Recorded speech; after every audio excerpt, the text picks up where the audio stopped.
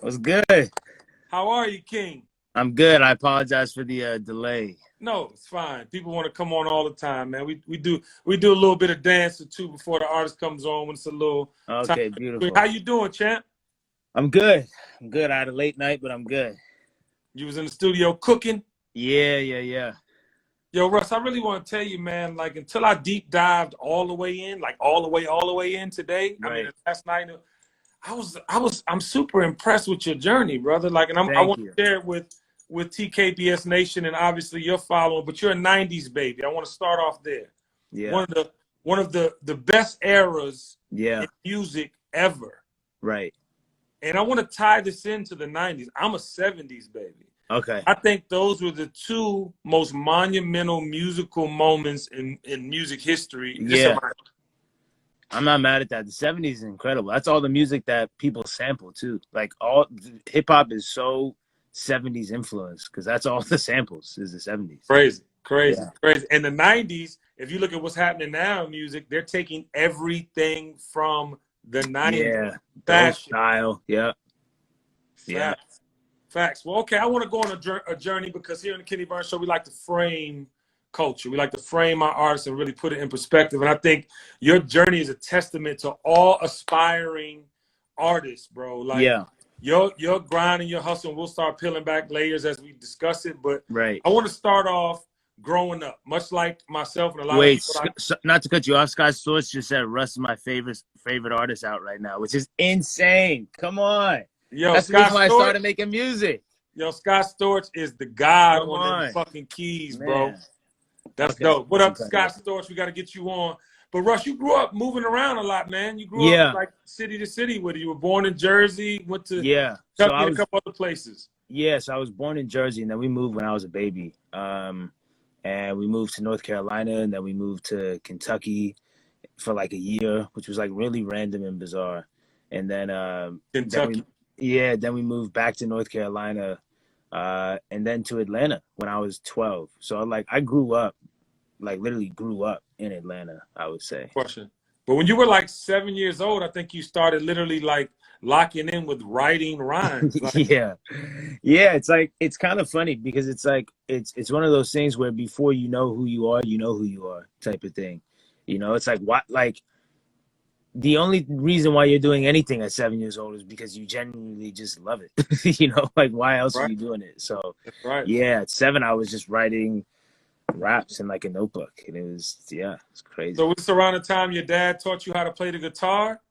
So my dad didn't. His dad taught me how to play the guitar. That was at 12, 13. So Oh, so you were in the A by then. it was weird. Like my whole thing was kind of like it all came full circle. Like I was writing raps at 7, and then I stopped kind of when I moved to Atlanta. Like I stepped away from that and was just learning how to play guitar and like all these other instruments like piano and drums. And then I looped back around and started making beats at 14, and then like the rapping like came back at 18, 19. So right. So are you self-taught a lot of what you play and do? I mean, because Prince. That's why I'm not that great at these instruments, because I'm self-taught. It's but if you can put sounds together, we're gonna get into how you do everything in your process. But Prince is my father in my brain, and Right. I love that creative of learning while experiencing, much like a lot of us did growing up. Yeah. I mean, I always say like I'm not the best guitarist, pianist, or whatever, but I like mastered them enough to get a song out of them, which is all I really care about. That's dope. So do you hear the melodies? Like what when you were young, what was the inspiration for melody? Because you said you started writing and then you went to actually producing and came back. Yeah, I don't know. You know what I'm like, it's gonna sound like probably like a dickhead, but I'm just I'm happy that my ears really like hits. I always did. Like I was never one of those kids like, nah, like this is too mainstream. Like I always liked hits, you know what I mean? Even like, but not like the corny hits. I'm talking about like I loved All Falls Down. I loved In the Club. I loved all the big Eminem songs. That's what like I grew up on, that hip hop, like big Eminem songs, big 50 Cent songs, because when you're 9 years old and you see rappers on TV, you're not seeing underground shit. You're seeing the fucking hits, you know? So, Guess what makes the money, young Russ? I know. So it's like, and it's Fucking like at the hits. end of the day, those hits were amazing. Like, what hits have such a bad connotation to them sometimes. Like, oh, it's just a hit, and like, why are you trying to chase that? It's like, it's not a matter of chasing that. It's just that usually those are really fucking phenomenal songs, though. Like, Well, yeah. Mockingbird isn't an incredible song. Like, All Falls Down isn't incredible. God's Plan isn't incredible. Like, what are we talking about? It's like, Yeah, I think too. A lot of times, if you really think about it, those are the songs that resonate. Those are the songs that last the test of time. yes, they're hits for a reason. Like, they're hits for a reason. So I always, even in other genres, I was always like early on picking the hits. Like, I could always tell, like, oh, this is going to be a huge song. And I liked it before it was a hit or whatever. But so then my music making career, it's like, I just always really enjoyed melodies because Yeah. that was the music I liked listening to. My parents always had music playing in the house, whether it was Mamas and Papas or you know, Stevie Wonder and Barry White or Kansas and ABBA. Like, there was always so much melody and music in the house that when I went to make my own, it was like a no-brainer to include melody in my Yeah, shit. well, it's evident in your music making. So, 18 years old, you record your first song. What was that song? And 18, 19, yeah. I think 19, yeah. So that first song was my first, like, really though, my first songs were on my laptop, just recording like on the mic on the laptop in my dorm room when I was like Garage 17. Band. Yeah, but it was so bad. Like, I have those tucked away somewhere where it's just like those No, will never. we need those, Russ, because Yeah, but that those paints the picture. they were just like ideas. But my first song I ever recorded on a mic was a song called Velvet, and it's out like everywhere. Like, you can, like, that's what's dope. You can go get all my first shit like right now because I want people to see that. Look, I wasn't one of those you know, those 20-year-old kids who have been rapping for 2 years and are just incredible. Like, those kids are really insane. Like Roddy Riches and Polo G's and Lil TJ's. Like, I'm like, y'all are so nice with this melody shit at Yeah. so young. Like, I wasn't like that. Like, my ears were really great. Like, I knew what I wanted to hear, and I had a good grasp on like engineering and producing, but my execution wasn't that great. So, you know, but yeah, Velvet was my first song, and I thought it was And that was incredible, that and was I on thought it was gonna Garage blow up. Band on your computer at Kennesaw State University. Nah, so I stopped using GarageBand around. I was joking, Russ. I was fucking joking. I forget. You know, it's funny though. Can't believe you know about Kennesaw State, but My son goes there. My son plays D1 ball. He's a freshman. no shit. Yeah. Yeah, I went there for like 2 months, and then Yeah. I dipped. I remember sitting in econ with like headphones on making beats. I was like, this is just, I'm not doing this college shit. Like, it's Right. not happening. You're fucking the econ doing beats, and we're all glad you did. So around that time, your writing partner, producer partner, his name is Buggus. Boogus, yeah. Buggus. That's my boy. Yeah. So Boogus Buggus. Boogus was the rapper. Like, I wasn't rapping. Boogus was rapping. So I was just producing for Boogus, and that was that. But that was my first like kind of introduction to that world. You know, Right. the studio was in his parents' basement, and I would just go over there and we would just kick it, and I would produce for him. But you know, like, that started giving me the itch. And it's funny, like I said, because I was writing raps at 7, so it's not something that like I wasn't familiar with, like, or it wasn't like that I didn't have the bug. It was just funny that it took Boogus and someone close to me doing it to kind of have the domino effect of, I remember one day just in his basement turning around being like, yo, should I rap? And he was just like, hell yeah. And I was like, all right. And then that was that. You sure MTV, being on MTV with El Jefe, ain't have a little bit to do it where you get like, oh shit. You know so much stuff. It's incredible. Huh? You know so much stuff. It's incredible. You know, I try and be a journalist instead of a shit talker. Yeah, no. So the El Jefe thing, when Boogies got on MTV, we were fucking gassed. It was like, but that was through spamming Rob Markman on Twitter, just harassing him about 2K. Yeah. So around the same time, you guys formed Demon, and that's your collective. Diamond, yeah. Diamond. Yeah. DIEMON. Yeah. Do It Every Day, Music or Nothing. That was that. We started that at like 17, 18. All right, and that's still your crew to this day, right? Yeah. Yeah. I love that. I love that. And from December 2011 to August 2014, you released 11 albums and Yes. 87 singles. I want to say something really quick. You Well, the know, 87 singles came after the 11 albums, but yeah, it was 11 albums in that time period, which was fucking that insane. that's fucking insane. But I think Yeah. a testament to that is the fact that you went through this kind of creative process to figure out who you were. Yeah. And then as you started to lock in, like you made an offering, grow with Yeah. me. I don't know if you read my offering to you today and my caption for the show, It was but I so was like, beautiful. Thank you. all love. But I think that like at the end of the day, people should be rewarded on their effort as well as Yeah. talent. And this is Yeah. you are a testament that that shit just don't happen overnight. So what was it like No. giving away 11 fucking albums? It was honestly, that was some of the most fun I've ever had in my life because no one was watching yet. So it was really free. You know, there's a real, I always tell, I tell up and coming artists to like embrace the anonymity because it's really fun and you're gonna miss it, because there's a place that like Andre 3000 talked about it in an interview with Rick Rubin where he's like, you go from sitting in your room playing with your toys by yourself and then like opens the door and your mom is like all of a sudden in your world, you know what I'm saying? And he was like, that's how it is with the world. Like you're in your basement just like playing around and just so free and liberating. Then all of a sudden, like the door bangs open and you got the whole world looking at you. It's like, damn, like y'all back up, But it was really fun, and I'm so appreciative that it took that long because it allowed me to practice and hone my craft. Like I'm so glad that I didn't get on 5 projects deep because my shit wasn't good enough, like at all. No, see that's what I think is so important for aspiring artists to hear because you don't just come out the box. 9 times out of 10, you don't come out the box No, like swinging home runs like you're doing now. right? No, and it's like I was around people who would put out one project or even just one song, and then just give up. They'd be like, "Nah, this is it."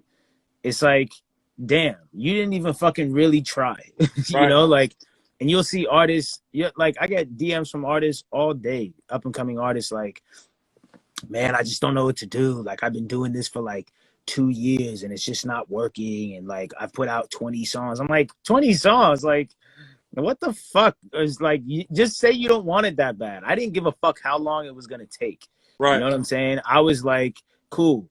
Here's a project of 20 songs. Oh, that didn't blow me up? Cool. I'll be back in 3 months. Here's Right. another one. Oh, that didn't blow me up? Cool. And then after 11 projects, when I was like, all right, this project shit is not working. I was like, I got a gang of music though, and I can make music at a high rate because I don't have to call anyone. So I was like, fine, I'll switch up the approach and I'll do a song a week until I blow up. You know, So and, that was and that. speaking of that though, Russ, like to go on SoundCloud and Yeah. get out a single a week. Yeah. You know, and in that, this motherfucker right here came out. Oh, And my listen, this is when I'm like, who's this motherfucker? right. You know what I'm saying? Mm-hmm. And I can't play it long or they're gonna cut us off because clearly your music is like in the Really? oh yeah. I That's a think thing? because I started the show with it. Oh, But like I that's started such a the show classic. with Best on Earth. But I love this song so much, one, Thank you. because I felt the vulnerability Yeah. in the song. And I think, you know, as a former A&R music exec, whatever, the artistry that I love was the artistry that didn't stop. And you didn't. You just kept Yeah. fucking go, okay, cool, I'm gonna remix the shit, put on something. And you give us that motherfucker. You know what's funny too? Labels and people have such a fucked up perception of like, they think that when you put out a song, you have to let it breathe. That's the dumbest shit I've ever heard. It doesn't work like that. It's ridiculous. I dropped that song, and then the very next week, I dropped another one, and then another. It's like all of my hits, like those original early hits, it's like they came out in the midst of 90 songs. So it's like, it wasn't like, oh, I put out Losing Control and then I stopped. It's like, no, I just kept putting out songs. Like because guess what? My only marketing that I had was myself and my music. So my best marketing tool for my last song was my next one. Because why? Because, okay, I put out Losing Control last week, but now it's next week. What am I going to do to market it? I'm going to put out a new song because that'll bring you back to my page and you'll go click on the other shit. It was all about just reeling people in and getting them to come back to the catalog. So that's what Yeah, that's always just worked for like me. Velvet, like how Velvet is trending and all the Right. discovery. What I always tell people, like, you know, I remember I put out a book, I put out a documentary. I would do these things, but I kept doing it and kept moving on to the next, Yeah. on to the next. And like, Yeah. why don't you promote this shit? I'm like, I'll promote it when it's time, but then I'll go on to the next because that's just how my brain works. But Right. also, I love how people discover me. I'm 40 fucking 7 years old, and people like, oh shit, Kenny Burns. No, Kenny Burns been here since fucking forever. But the Right. discovery is a beautiful thing. But I Well, also and love, there's something to discover though. You know what I'm saying? Because when you build up a catalog, I always tell people like, look, a lot of artists, you don't even have the potential to create a fan base because you don't have enough material out. If you got 5 songs out, 4 songs out, and I click on one of them and I hear one of them, I'm like, oh, this is dope. I want to go find out more about this artist. And I go to your Spotify and there's fucking 2 songs. It's like I can't become a fan. I can't yeah. become that hardcore of a fan. My shit is just gonna keep going through the fucking roof, and it's only gonna get bigger because every day people are finding out about me. But the difference is when you find out about Russ, you go on Spotify and you see 400 fucking songs. So you're like, okay, I like at least 20 of them, and now you're a hardcore fan because you got 20 songs you love. How was So that in the performances, Russ? I want to get to the stadium status and the fucking arena and man, all that. But how is but that to go somewhere and you yeah, have a set list, yeah. but then all of a sudden they're requesting shit that you didn't even think they I fucking. know. That's the fucking thing with having 400 songs out because you'll be like, I don't care how many songs I do. There's always songs where people are like, "Why didn't you play?" I'm like, because I don't have 10 hours on stage. It's like Right. insane. But 400 songs, we'd be here till Christmas. I know. But it's a blessing though too because before I even had like a debut album out, 2016, I was touring crazy. I was selling out everything off of singles, off of SoundCloud songs, and I was doing 2.5, 3 hours on stage. Yeah. So, it was the catalog is a blessing because it's just at a point now where like I can't wait to go back on tour because the whole set list is just going to be a plaque. Like I'm just going to do 28 plaques. Yeah, that, I was bugged out. I didn't really think about it. I mean, obviously, while it's happening, but there's really a Wolf obviously went platinum, Yeah, right? But you got more platinum singles and gold singles than you do albums. You know what I'm saying? yeah, And what was that yeah. like, by the way? What was that like having There's Really a Wolf Hmm. come out, go platinum, charted? I think it debuted at number 7, but then Zoo Hmm. came in, debuted at number 4, Yeah, better on the charts, but didn't sell as many records. But you still had yeah. platinum singles and gold singles everywhere. Right. Yeah. I mean, it's a testament to the fans. My fans consume my music on a daily basis. My fans are not like fleeting. They're not like, oh, they require the label to work it for them to hear it. Like my fans always elected the hits themselves. My fans always went in, made all the hits, like Missing You Crazy and all my songs, Ride Slow and all these platinum songs that people are like, I've never heard this song. I've never heard this song. It's like, yeah, because it didn't get worked. It didn't go to radio. It didn't get worked, but it went platinum because I have a real fan base who consumes my music on a day-to-day basis because I make everyday life music. Like I love one of my favorite Kendrick Lamar lines is I don't make black music, I don't make white music, I make everyday life music. You Yeah. know what I'm saying? It's like it's incredible. But I think that's why, even during like the pandemic and shit, my consumption is like crazy because I didn't just only make club records. Like I didn't only just make shit that just one event type of songs. It's like, nah, my shit is just life music and my fans consume it. I got the best Yeah, fans in the this world. one right here I love, and this is like some. Mm, It's not no. this is so slept on. I mean, I could just see the piano moment with the Yeah. spotlight and the Yamin and motherfuckers. I made that the first night I met my manager in Toronto. I was Right. like, take me to the studio. And like, there was a piano in there. You know what's funny about that song? That piano that I'm playing was super Yeah, out of tune. So I can't even sit down at a piano and replay that because the it's all piano. too. Yeah, Yeah, so I'm like, I gotta like go buy that piano and figure out what tuning that is. But yeah, that's dope. Hey, Russ, let me ask you a question, bro. Like, I mean, we've all seen the videos with the fucking phones in the air and the lighters. mhm. What going from I'm gonna make music until they feel me to actually walking out Yeah, arena or stadium and seeing seas of people there for you. yeah. What is that feeling? Connect the dots for our people. It's really surreal, but it also I'd be lying if I said I didn't see that in my head a million times prior. Dope. So it almost just feels like, yeah, about fucking time. I've been fucking like manifesting this for so long that it finally, like, it's a beautiful feeling when your visions and ideas come to fruition and they start looking like real life. When your real life matches. So And it's uh nothing wrong. It's nothing wrong with that. I had the pleasure of talking to a young lady by the name of Erica Lachey. She's out of the West Coast. She's super dope. mhm, Y'all mhm, should meet. mhm. But we were talking about ego. And I Right. was like, shit, nah, own that. Like, if you really look at the definition of ego, like, it's not about having a ego and treating someone less than because of it. It's Right. about you understanding that you are your biggest fan. a You are hundred your percent biggest supporter. And if you can't say that I'm the shit and I'm a fucking sell out stadiums, then Right. you're in the wrong business. You're never gonna be anything in life. It's not even like fuck the music business. Like, if you don't think you're phenomenal at whatever you're trying to do, no one else is gonna think you're phenomenal. And that's like, people have gotten on me for like the whole cocky thing. It's like, I don't feel any different than any of these other artists feel. I just vocalize it. It's like, you Yeah. think that Kobe didn't think he was the greatest shit walking on the fucking court. You think that Kendrick doesn't think he's better than every rapper out. You think Yeah. that every artist, anybody who's in the competitive space or just trying to make it or whatever, you think that they don't think they're the shit. It's Yeah. like, just because I vocalize and I say I'm the shit and I'm a fucking legend, get over it. Like, why does that offend you? Like, if anything, it should just inspire you to feel good about yourself. Like, 100. unless you're bitch made. That's what I've been saying. A lot of these people are bitch made. They're soft. They're not even like cut. They're not even cut to fucking be anything because they don't even fuck with themselves. So when they see someone else fucking with themselves, it's like offensive. Like, wait, dim your confidence down because I don't have mine there yet. You Well, I don't know? think they actually, you know what, too, young Russ?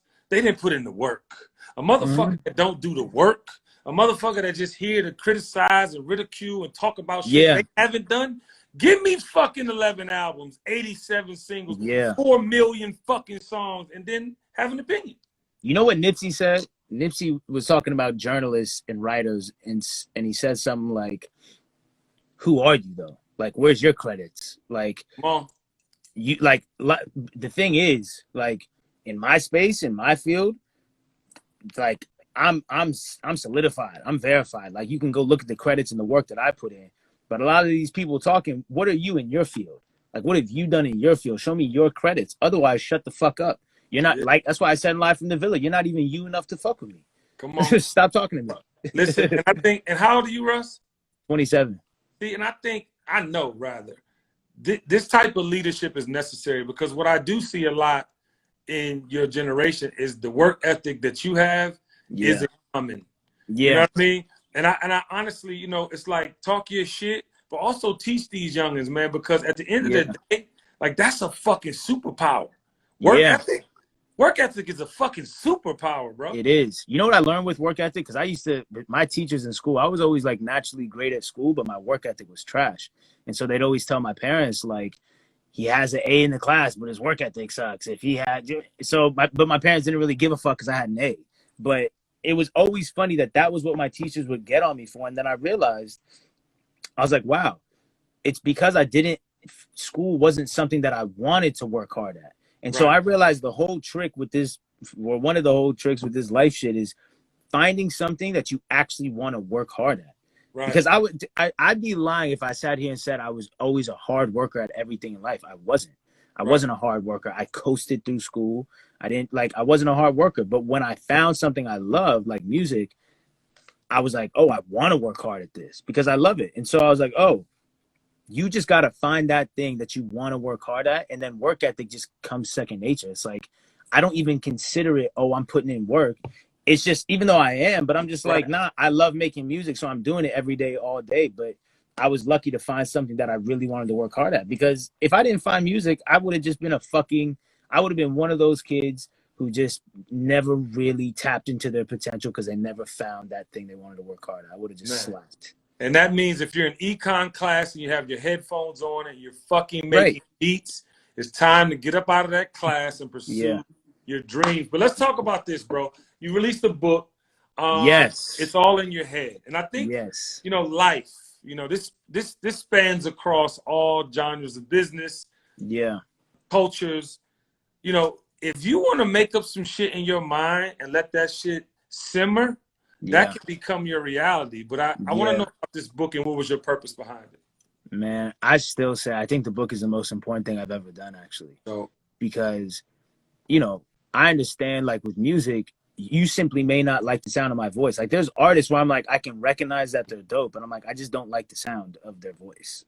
Or it's like I don't like the beats or whatever. So music is so, subjective in that nature. It's like you could just not be my cup of tea. The thing with the book is that even if you don't like my music, good, that's fine. This is all just substance and words. Like right, it's a book, right. So it's like I just think that it's when I was writing the book, and the reason why to even write the book was because I read all these self-help books when I was fucking they're around here somewhere when I was 17. So I read like Seven Spiritual Laws of Success by Deepak Chopra. I read The Alchemist. I read The Four Agreements. I read Magic Ladder to Success by Napoleon Hill. And books like that really like shaped my mind and provided this mental artillery to navigate this space that I was going into. And so I always kind of, and I would put that type of content in my music, and I lived my life like that, like those books. And so it just got to a point where I would naturally talk to my fans and send out tweets of, just what to me was regular shit, Right. regular thoughts and whatever. But people would always be like, oh, you should write a book. You used to be saying so much inspirational shit. And I was like, yeah, you know what? I was like, let me write a book so that I can take all the substance of my music, all the like shit with the meat of it, and just put it in a book and just and give you all a Bible that you can just turn to a random page every day and just fucking, get reminded about something. So that book to me is the greatest shit I've ever done. And I And you personally think pinned that it's all the by you greatest thing. pinned that? Did you have any help with the book or you pinned it? Yeah, so I had a woman who helped me organize my thoughts, but yeah, that was all my shit. That's Yeah. dope.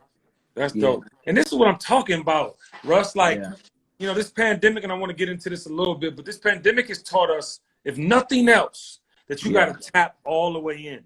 Yeah. How was it for you going through? Because you're already a hermit studio wise as far as making Yeah. your music and getting. But how was this for you, and what did it do to help you? Yeah. I mean, I feel like it sounds fucking like an asshole to be like, oh, this shit didn't affect me at all, but it really didn't. It's like because I I'm sitting in my studio right now. I love my house. I love my space. I never would go to a studio to record. I was never interested in being out on the scene unless you're giving me a shit ton of money. So it's not like, damn, I miss going to the clubs. I don't, because I Right, wasn't going. right, Like I was never out on the scene. I like staying in my fucking house and making songs. Like I bring everything to me. If it's whether it's women, fucking weed, whatever the fuck it is, like I'll bring it to me. Like I don't right, need to leave my house, right. So I don't know. I love it. I've been making a shit ton of music. My creative everything has not stopped at all. That's The shit dope. has not slowed down. Right, and for me, man, I found the silver lining as well, just with like peeling back layers. Like when you're moving so much and you're fucking traveling all the time, and Yeah. you're managing other personalities and having all Yeah. these other things, you don't get to really tend to yourself. And mental health is a Yeah. motherfucker. I'm talking about a motherfucker. And when you Bro. think about like childhood shit, even like I know with you moving around, like you have to be able to, learn how to be friends with people or get out the way or Yeah. make this happen to just stay in pocket with the area you were. And then, so I think for me, man, it was really a peel back the layer time. No, it's a self-reflecting time. You're Yeah, right. 100%. Nah, because mental health was like, for me, my mental health has been fucking trash. I didn't even like realize it. Like, yeah, I didn't even realize it, but having the time to kind of sit and just like a lot of people think that like mental like, taking care of yourself is like listening to, meditations and all this like stuff. It's like right. sometimes it's literally just doing nothing all day and allowing yourself to just fucking veg out, Yeah. So Sometimes silence is key. so key. Yeah, So man. And I didn't take the time to do that until the COVID, man. But I'm just amazed how connected you are with your fan base and how organic and authentic it is. And I think, people could do case studies and try certain shit and try to do what people did, but that was really true to your process and who you are now. Like, and you look at like the shit, even like talking to you. I've never talked to you a day in my life. yeah. like we've known each other and just in the spirit of conversation, but Yeah. you connect like that, bro. Like you have a certain, Thank you. thing. I don't know. I've always, it's funny you say that because I've always been like that. My friends know, like, and everyone just knows, like, I'm the type of person that, like, I'll be around someone that I've never known, and people would be like, "You don't know them?" And I'm like, "No, I just met them." And they're like, Yeah. "I could not tell." And it's like, I don't know. I'm really personable, Like, and I love people. Like, as much as I don't fuck with people, I love people, and I love talking to people. You're the most social, antisocial person. I'm the Yes, same that's way. really what it is. That's Yeah, really what it is. It's like yeah. I love people, but then sometimes I'm like, don't ever fucking call me. No one speak to me. I'm out. Right. Yeah, So it's shake the crazy. globe, man. Shake the globe. I, Yeah. you got a fucking monster on that motherfucker. Yeah, that was fucking insane. That was so random. You know what my mom says? Because my mom's a life coach and she's very spiritual and she does energy healing and the whole thing. So No. she's super tapped in. But she always tells me to like pose the question to the universe, what if it can turn out better than you can imagine? And she also says you need to also ask, what if it can turn out better than you can't imagine? Wow. And that Rihanna shit was one of those things that I couldn't even imagine. That's as crazy as me saying like tomorrow Michael Jordan is just gonna come to my house and ask to Right. play basketball. Right. It's as like if you would have told me that, oh yeah, I'm gonna drop a song and within 24 hours Rihanna's gonna post it and say it's her favorite song, I would be like, well, that is absolute best case scenario ever. You know what I'm saying? Like, I couldn't even imagine that happening. So when that shit happened, I was like, I was screaming. I was lit, bro. I was like, what the fuck? This is a testament. And you know what that is? It's a testament to the song a week shit because the label was not trying to do a song a week. So I was like, listen, let me tell you what we're going to do. Right. So I'll do it y'all's way, which is put out a song, wait 3 months, work it, and then put out another song, wait 3 months. Cool. I did that in the summer of 2019. I did it with Paranoid and I did it with Summer at 7.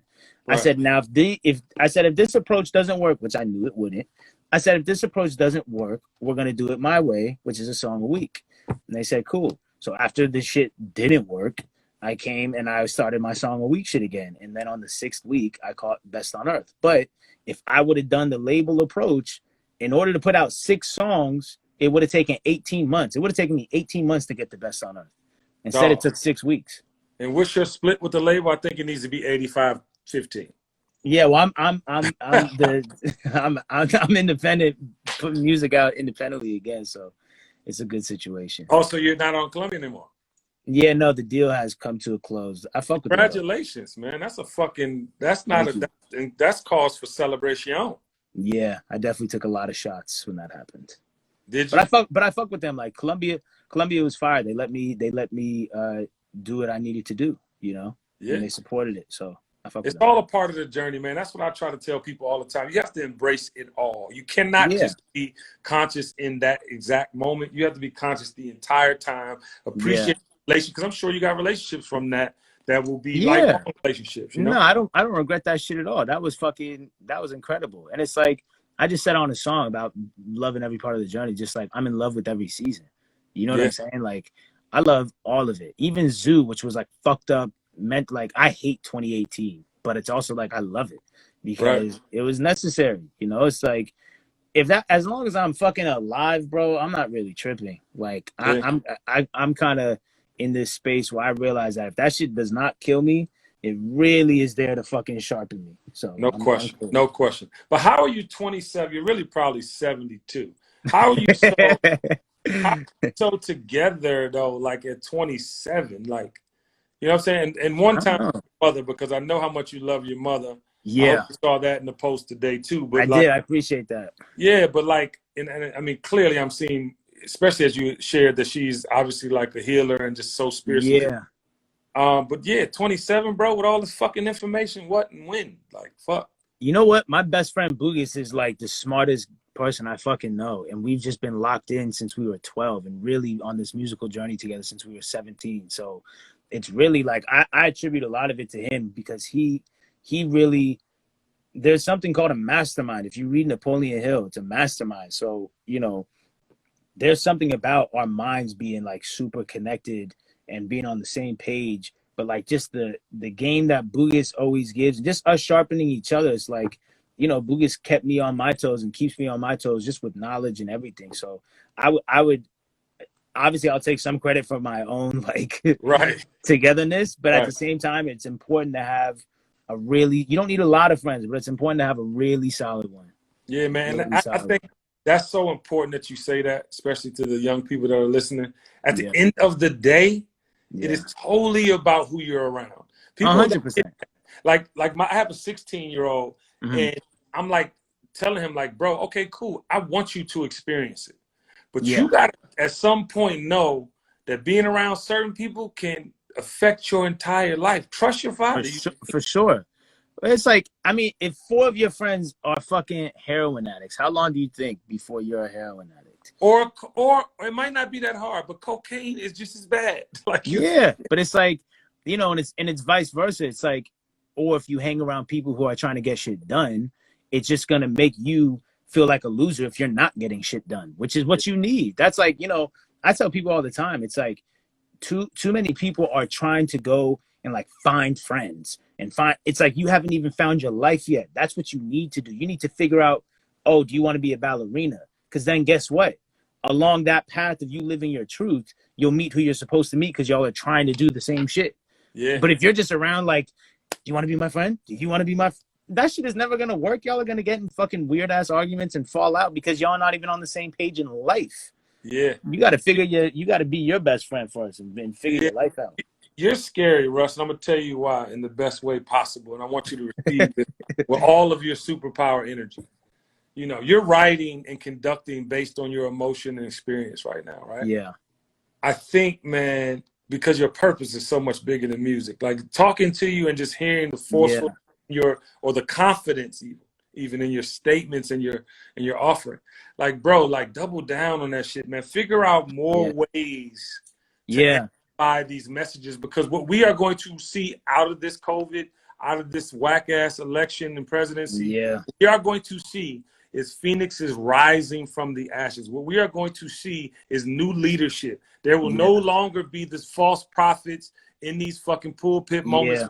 conveniently, can help them. It's going to be people like you that Yeah. have put in the work, have a body of work, have a real opinion, perspective, and are authentic. Not perfect, but authentic. People want to relate to a motherfucker. They don't want to be, I need you. Like these Yeah. false prophets, they want you. And I wasn't pointing to anybody on my wall Yeah. or whatever, but I'm saying these false prophets are ones who do it for gain, for self. Yeah. Be selfless, and this is what I'm seeing with you and your fans. You're selfless Yeah. with offering, bro. Yeah. Well, I think it's important because if you give with uh the expectation of getting something in return, you're not giving, you're loaning. Talk to him, You know what I'm Pastor saying? Russ. But it's like that's what a lot of people are loaning shit to you. They're loaning advice, they're loaning information because they're giving it to you with expectation of something in return. I just give my shit and I just want people to be fucking amazing because at the end of the day, I know that I was not that great at this music shit. It's like I was really, really, really mediocre. I just busted my ass. And so I look at my life as a fucking as a example of hard work beats talent. You know what I'm saying? Because it's like I'm not gonna say I'm not talented, but I was not one of those kids who picked up the mic and 1 year in, I'm making fucking hit songs. Like, Right. you know what I'm saying? That was not me. That was not me. I had to bust my ass. And that's why I think subconsciously why I still bust my ass every day. Cause I know I gotta stay on my shit. I'm not one of those fucking, like Roddy Rich is crazy. I don't think people understand how insane that is to be that good Yo, at melody and songwriting yeah, at like 21. It's like a bro. lot of these kids are fucking incredible. Like Juice World's melodies were fucking insane. Like all these kids, I'm like, yo, y'all are fucking crazy. Like I gotta Yeah, stay on my shit. But yeah. it's a testament to just fucking working hard. You know what I mean? So Well, let me tell you what you keep doing.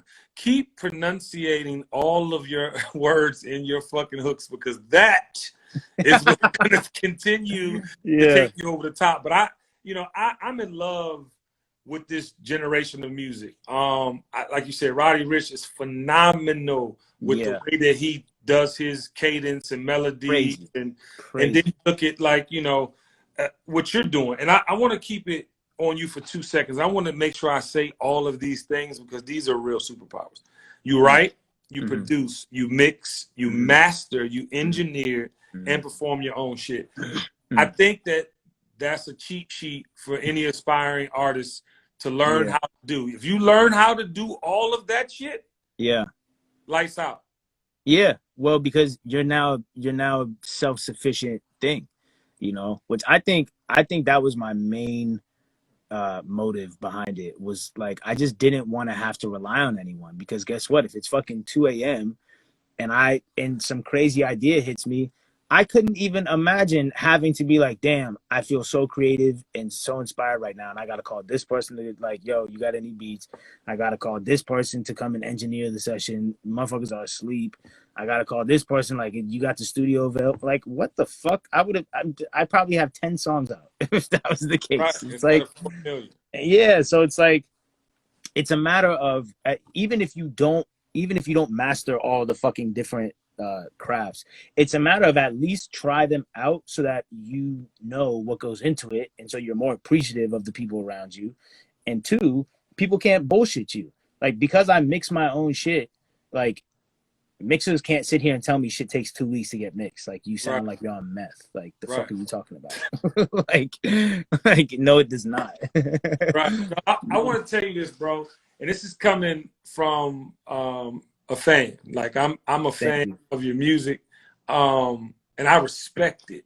And I just, I want you to tell aspiring artists right now, like, outside of, we know you've done 400 plus songs, like, we know you have a catalog, but tell these youngins right now, like, what will keep them in play. I often talk about staying in play. Like, people wonder how you can be out here for almost 3 decades and still be relevant. Like, you're 27, tapped in. So your trajectory is really what you wanted to be. When you get missing, it's going to be because you wanted to, not because you had to. Please tell these young how important it is to stay in play and how to do that. I think consistency. I think too many people think they're fucking Frank Ocean. And like, I made a joke, like, y'all are Frank Ponds. Y'all are not Frank Ocean. Y'all are Frank Ponds. You're Frank Lake. It's like, what are you doing? Like, people Frank like Puddle. Frank, get right. Frank Puddle. That's really what these people are. It's like, you got 2,000 followers. You dropped a 5-song EP and you disappear for 6 months because you think in fucking La La Land that I need to, let the people make them want it. It's like, bro, you need to stay on the gas and blow up. That's what you need to do. And I think even when you blow up, there's no ceiling. You keep blowing up. Like, that's what I learned too. There's no, like, I always thought before I blew up that it was just going to be this destination of like, oh, I blow up and that's it. I'm done. Right. It's like, nah. It's really just a whole journey. That's why I made that song, The Journey Ain't No Destination. The journey's everything, because I realized that you just keep blowing up. There's levels. And the way to keep on going is to just keep on going, not stopping. Consistency, staying tapped in. A lot of people get rich and stop trying. Hello? Yeah, and I think too, money, and your aura is this. I don't think money ever drove you. I don't think no was ever your purpose. No, I would have stopped. By now. Money was never a motive. It was just like, that was points. I never played for points. I played for the love of the game, so come on. It was, money just comes with it. That's the thing. It's like, people don't understand that when you give your all in your time and your energy into your craft, like, money will chase you. That's how it starts feeling. Like, I be feeling like, God damn, like, where's this coming from? Like, where's this? You know what I'm saying? Like, money starts chasing. $1 million. Yeah, it's like money starts chasing you. It's like, I'm not hard to find. So it's like, it's crazy. You don't got to chase money. You got to chase your fucking passion, and then money will chase you. Well, man, I cannot wait to see the next phase for you, brother. Your purpose is clearly in your process. Don't let that go over your head. Wow. You are necessary. And not only, like I said, I know you're going to give us amazing music. You're going to write more books, but you have a superpower that will lend into actual, culture. I don't know if you ever want to be in politics, which I don't suggest, but you got that kind of voice, and we need more leaders that we can, relate to and that understand the work it takes. We got to get back on this fucking work ethic, bro. Yeah, no, I appreciate it, man. I'm always use my voice. That's how I am. I'm never gonna shut up. You know. Keep going, champion. And give my Thank love you. to your mother, man. She did an Thank incredible you. job. And Thank you. can't wait to see you out here in these streets once we back outside. Absolutely, bro. I appreciate your time. Okay, Russ, keep going. My guy. All right, love, peace. Yo, one time for the young legend, and I'm saying that wholeheartedly. That man got an offering for your ass. You hear me? Tomorrow, all my island massive, all my island massive, all my island, I don't know what else to say, but all my island massive. Tomorrow, I have a surprise for you. And I love you, and I appreciate you. It's the Kenny Burns Show. One.